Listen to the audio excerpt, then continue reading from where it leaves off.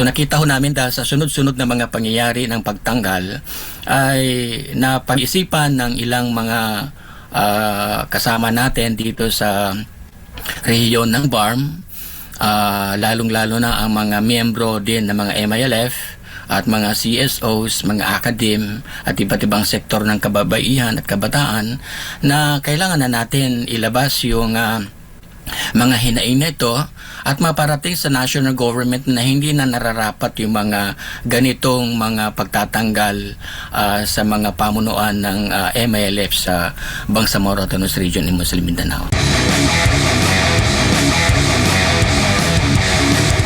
Dato, pwede ho ba ninyo kaming bigyan muna ng konting background lamang tungkol po sa grupo po ninyo? Ano ho ba itong BARM movement para na rin sa kaalaman ng ating mga kababayan? Yung Recover BARM movement po ay itinatag dahil doon sa mga naging kaganapan dito sa BARM na kung saan ay mula noong nagkaroon ng na-establish ang Bangsamoro Autonomous Region in Muslim Mindanao at matapos maupo si Haji Murad Ibrahim o si Kagi Murad at napalitan noong nakaraang taon, nakita na namin na hindi na yata naaayon sa itinatadhana ng Bangsamoro Organic Law at ng Comprehensive Agreement on the Bangsamoro yung pagtalaga sa bagong punong ministro ng BARM. Sunod-sunod po yung mga pangyayari niyan. Nung tinanggal si Kagi Murad, pinalitan na rin ang ilang mga miyembro ng MILF doon sa Bangsamoro Transition Authority.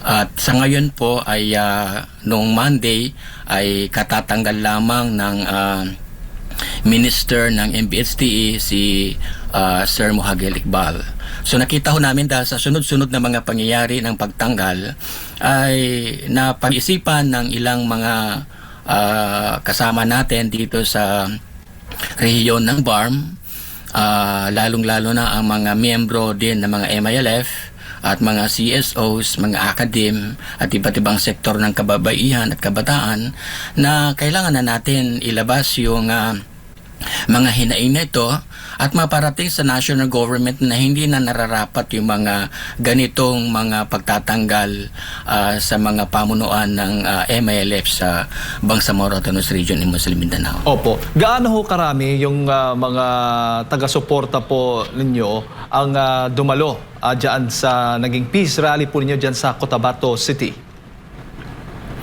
Alam mo, kasamang Jade, noong nagkaroon kami ng meeting ng iba't ibang mga samahan, kasama na dyan yung Bangsamoro Islamic Armed Forces, no, yung Armed Force ng MILF at kasama yung mga CSOs din. Ang target ho namin is 36,200. Pinag-usapan ho namin yung Sabado na finals namin nung Sunday at ikinasa ho namin ang rally pagka Monday. So in less than 24 hours po nung nagdesisyon kami na ituloy namin, pero umabot ho kami ng 50,000, no?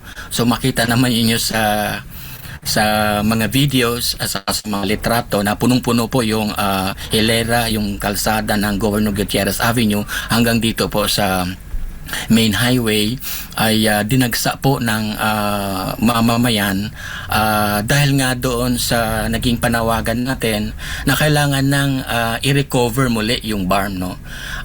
Kung bakit to recover, kasi nga dahil kami ay stakeholders po, no?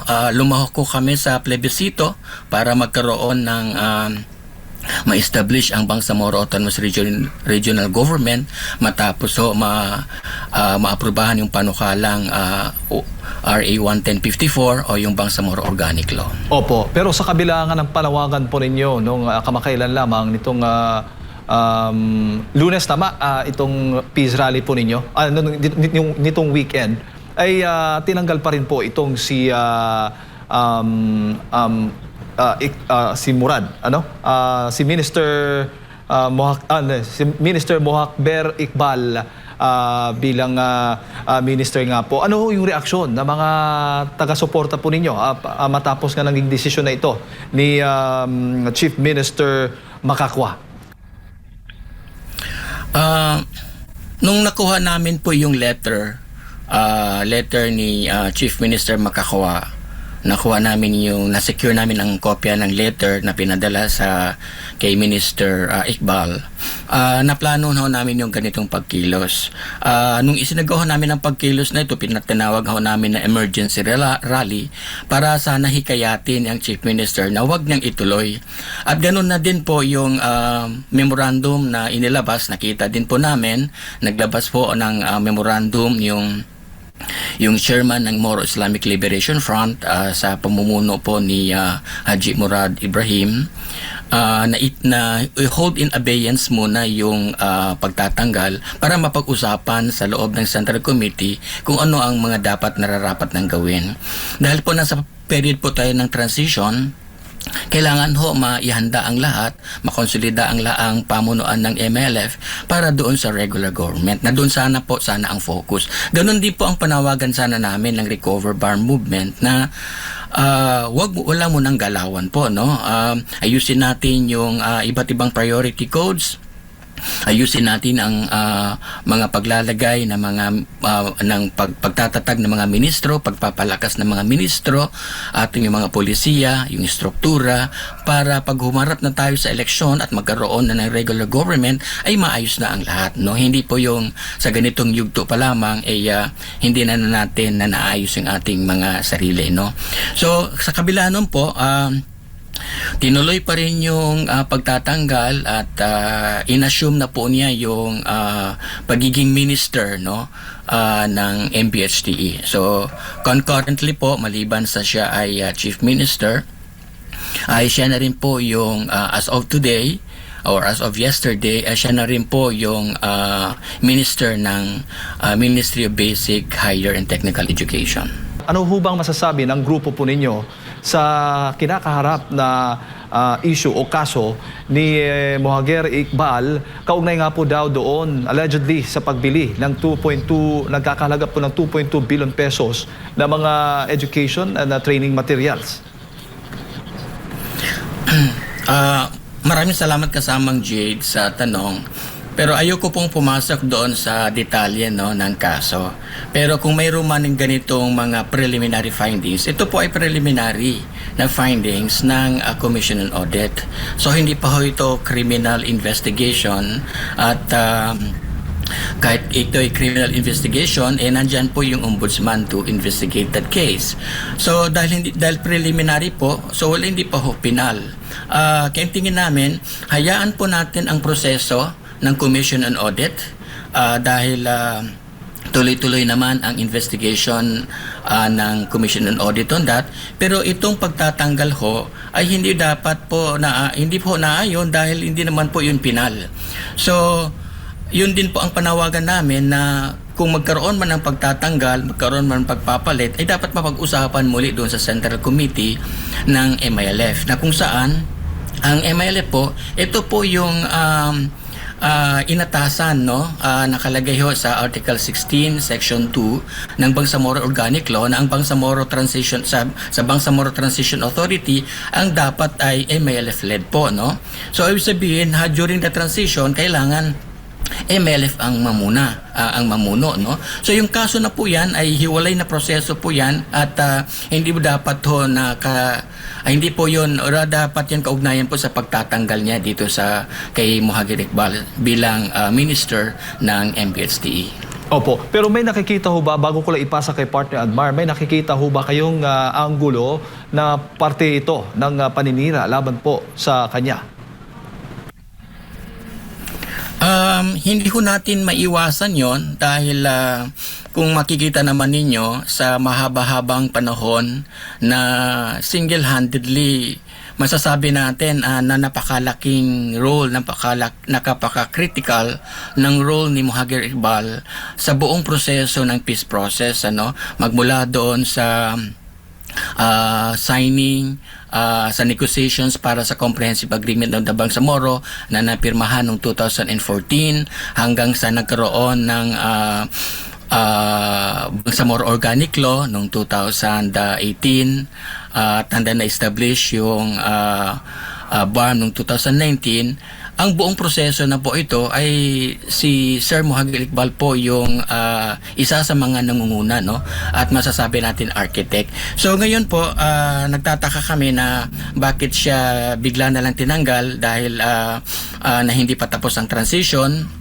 Pagkatapos wala namang naipapakita pang ebidensya, ibig sabihin wala pa naman ding naisasampang kasong kriminal, no, ang ombudsman, kaya dapat tingin namin hindi dapat 'yon isama dito sa usaping ito. Datu, assalamualaikum, si Admar po ito. Nakikita niyo po ba? Admar. Opo, nakikita niyo po ba ang presensya or hindi presensya, yung pagmomonitor mismo or pangunguna mismo ng ating presidente, or kailangan ba na mismo na ang presidente ang tumutok dito po sa inyo pong kinakaharap ngayon na issue dyan po sa BARM, at kung kailangan or sa kasalukuyan ba, meron bang ganyan kayong nakikita? Alam niyo, kasamang Admar, malaki ho ang pananagutan ng national government sa usaping ito. Ang usapin na ito ay hindi ito simpleng internal dynamics po, no? Dahil kung babalikan po natin yung Comprehensive Agreement on the Bangsamoro, yung last two paragraph po ng page 4 ng 5 pages na Comprehensive Agreement on the Bangsamoro, nakalagay doon po na kasama ang national government bilang party doon sa agreement that shall faithfully adhere, no? By honor, respect, implement, and entrench the agreement, no? So, tingin namin, kailangan faithful ang national government, no, this implementation. Yun naman po ang malaking issue namin, na hindi na po naaayon sa Comprehensive Agreement on the Bangsamoro, yung paglalagay ng Chief Minister, at hindi na rin po naayon sa Bangsamoro Organic Law yung pagtanggal ng ilang mga members ng BTA, kasi ngayon po ay hindi na po sila 41, no? Wala na po sila sa majority. So you cannot lead po the Bangsamoro Transition Authority or the Bangsamoro government if you are not a majority, no? If you are not the majority. So dahil minority na sila, lahat ng mga legislative agenda, priority agenda na isinusulong halimbawa ng MILF ay hindi na po nangyayari. In fact, even yung mga batas na naipasa na nung nagkaroon ho ng pagpapalit under kay Abdul Rauf Makakuwa, ay napalitan na rin po ang ilang mga batas, no? Kasama na po dyan yung redistricting law at saka yung Bangsamoro Electoral Code. So tinamin malaki ang role ng national government na bumalik uli, no, doon sa table para pag-usapan muli yung full implementation ng Comprehensive Agreement on the Bangsamoro faithfully, kasi yun naman po ang nakalagay doon sa agreement. Opo, nakikita niyo po ba? Ang may Sige po, Dato.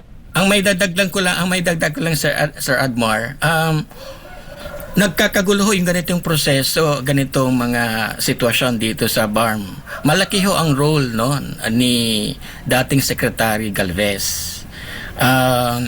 Para sa amin, si Secretary Galvez ay isa siya sa mga arkitekto na kung bakit nagkakagulo yung BARM sa ngayon. Kasi instead na sana maging bahagi siya ng pagpapatibay, no, ng relationship between the MILF and the national government, naging bahagi po si dating Secretary Galvez dito sa internal dynamics, no, lalo na nung nailagay na si Chief Minister Abdul Rauf Makakuwa. So makikita po ninyo na even sa kanyang resignation letter kay Presidente Marcos ay hindi po niya nabanggit yung MILF, no? So makikita niyo na hindi talaga siya naging instrument, no, para mas mapalakas pa, mas mapatibay pa ang relationship ng MILF at ng national government. Opo, nakikita niyo rin po ba na may kaugnayan din ito sa nalalapit din na eleksyon? Malamang po, no? Malamang, dahil alam naman natin na malaki ang role ng ministro ng Basic Higher and Technical Education, o kung sa national government ito, sa Pilipinas ito yung DepEd, no? malaki ang role po niyan sa election. So tingin namin bahagi yan ng kanilang consolidation na ma-control, no, yung MPHTE. Ganon din ang iba't ibang mga ehensya ng Bangsamoro Autonomous Region and Muslim Mindanao. Pero bagamat yan ay presumption lang namin, pero makikita namin bakit nangyari yung mga ganito, papalapit na yung September 2026 elections. Opo, at kung sakali magkaroon ng eleksyon po at ganito nga po yung nangyari, posibleng hindi ba kilalanin dahil nga meron pang mga issue bago pa man ang eleksyon po na mangyayari? Alam niyo po, kaliwat kanan yung atake, no, hanggang sa korte, hanggang sa COMELEC. Kagaya halimbawa ng United Bangsamoro Justice Party, di ba? Kung inyo pong matatandaan, mayroon pong sinampang kaso laban sa UBJP. Ngunit ito ay initially dinismiss ng COMELEC, pero nagkaroon ng motion for reconsideration uli ang kabila. At yan po ay patuloy isang hakbang yan na para mas ma-disqualify totally o finally yung UBJP. Alam naman po natin ng UBJP, ito po yung political party ng Moro Islamic Liberation Front, no? So ayaw nilang lumahok yung UBJP dito sa magaganap na September elections. So habang nangyari po yung ganon, ito naman po ang kasunod, no, yung pagtatanggal po kay Muhagir Iqbal bilang minister. At yung una na pong natanggal, no, si Chairman Murad, no, bilang Chief Minister. So sunod-sunod po yung mga pangyayari. Lahat po ito ay nakadisenyo para yung MILF ay totally maanihilate doon sa proseso, sa demokratikong proseso. Ito po yung nakakalungkot dahil instead na sana i-entertain nila na halimbawa po itong ginawa naming rally, ang mga 30 to 40% po niyan ay mga miyembro po ng Bangsamoro Islamic Armed Forces. Ang sabi ko nga sa isang interview na in fact dapat sila magpasalamat na yung mga ganitong mga puwersa, lalo na yung Bangsamoro Islamic Armed Forces, ay lumantad sa kalsada, humarap sa media. In fact, ang isa sa mga commanders nila ay umiyak pa during the press conference dahil nga doon sa masakit na nararamdaman na nagtiis sila sa mahabang panahon for 50 years. Kaya lumabas sila sa rally para ipanawagan na sana maayos na ito at maging sincere ang ng national government doon sa full implementation ng Comprehensive Agreement on the Bangsamoro. Pero kapansin-pansin dato na ito pong nababanggit nyo po, yung mga pagkakaso, yung mga issue ngayon na dyan po sa BARM, ito po yung mga nangyayari pag tuwing papalapit na po yung election, tama po ba? Tama po yan, no? Tama pong observation yan, Sir Admar. Siguro nakikita nila na bago maganap yung elections na yon, lahat ng mga mahalagang mga makinarya, mga resources ay kontrolado nila na. Opo. Sa nakikita nyo po ba, ano yung pinakamabisang pamamaraan para ma-solve o magkaroon po ng solusyon itong kinakaharap po ng mga issues ngayon dyan po sa BARM? Itigil na ba itong mga ganitong klase ng mga gawain at hayaan na lang na gumulong ang eleksyon at bigyan ng karapatan ang ating mga kababayan dyan na pumili ng kanilang magiging leader at hindi dapat pakialaman na kumbaga? May malaking dalawang bagay po no gusto kong ipuntos dito. Una, dapat tigilan na yung mga ganitong internal na hidwaan at pag-aagaw ng mga kapangyarihan na during the transition period. Kung ano man ang nailagay, siya na ang naging Chief Minister, si Abdul Roque Makakwa, si Muhagir Iqbal ay nilagay naman kasi siya dyan sa MPHT hindi dahil siya ay si Muhagir Iqbal, kung hindi dahil sa pinag-usapan niya ng Central Committee.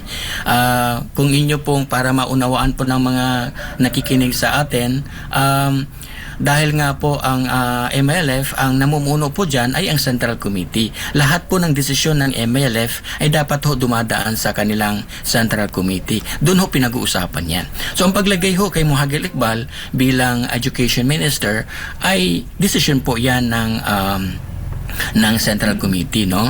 At ang paglagay kay Haji Murad Ibrahim dati na bilang Chief Minister ay dumaan po yan sa Central Committee, no? At kinilala po yan ng national government sa panahon no ni Presidente Duterte, no? Opo.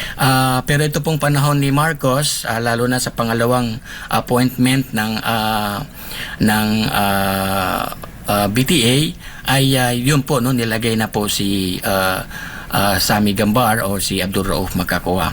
Ang tingin ho namin, dapat tigilan na po ito at hayaan po natin umusad ang lahat ng mga partido na mag-prepare na po para sa September elections.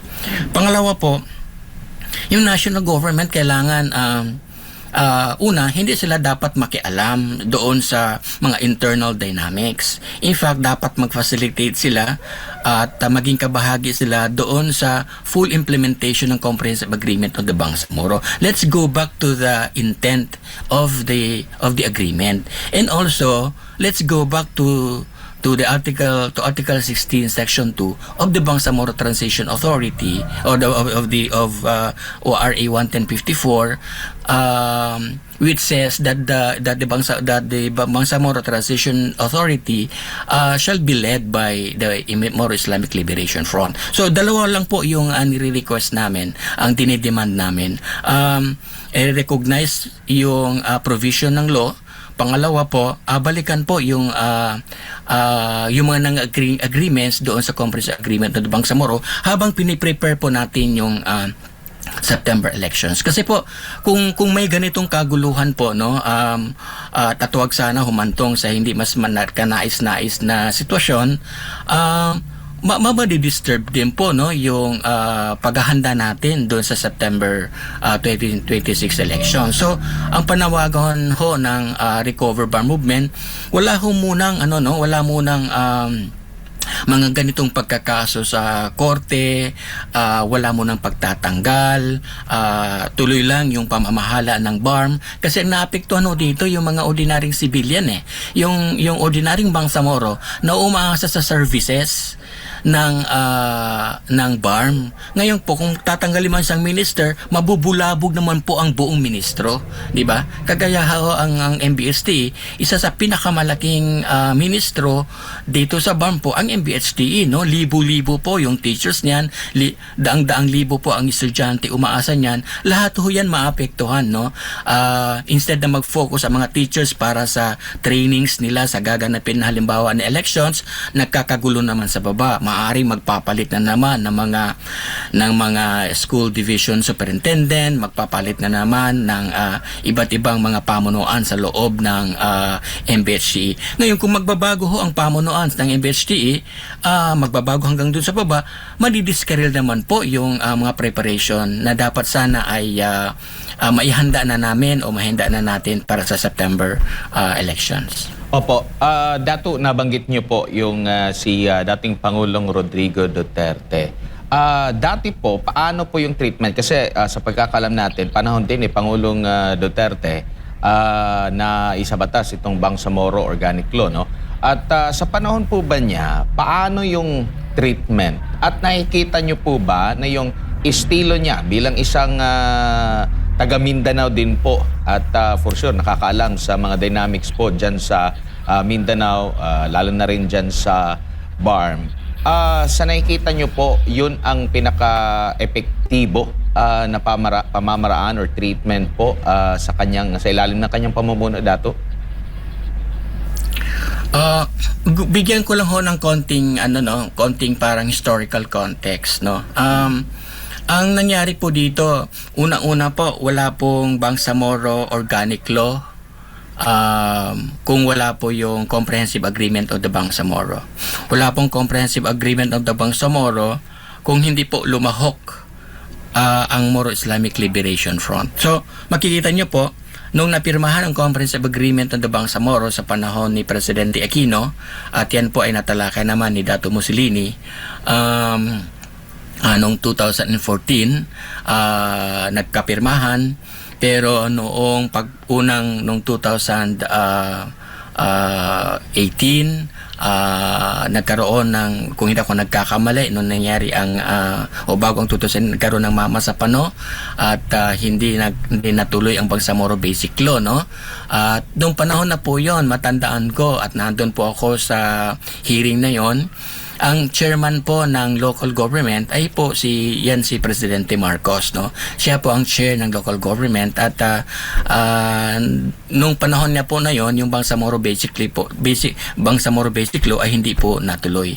Nung nagkaroon na ng panibagong administration sa ilalim ni Presidente Duterte, in fairness to him, natuloy ang Bangsamoro Organic Law, na ipasa ang Bangsamoro Organic Law at na itatag yung ang BARM sa nung nagkaroon ng plebiscito at nagkaroon ng set, no, ng Bangsamoro Transition Authority, at ang 41 po noon ay kinilala po, no, yung sinabit ho ng Moro Islamic Liberation Front Central Committee ay kinilala ni Presidente Marcos nung bumubuo sa 41, kasi yun naman po ang agreement na ang 39 bahala na ho ang national government kung sinong ilalagay nila dyan, pero ang 41 po hindi po ginalaw. So hindi po yung ginalaw sa panahon ni Presidente Duterte. Kinilala po niya yung ganong arrangement.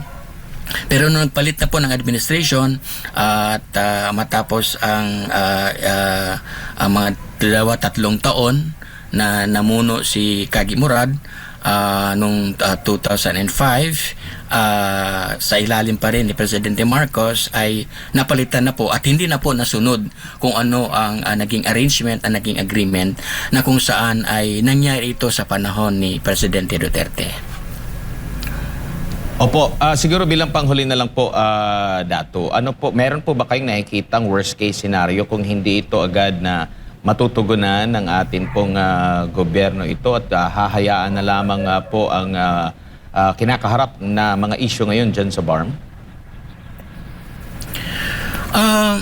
Kami naman po sa Recover BARM Movement, makikita po ninyo, no, in a matter of one day na mobilize natin more or less 50,000 na mga kababayan natin na mga Bangsamoro.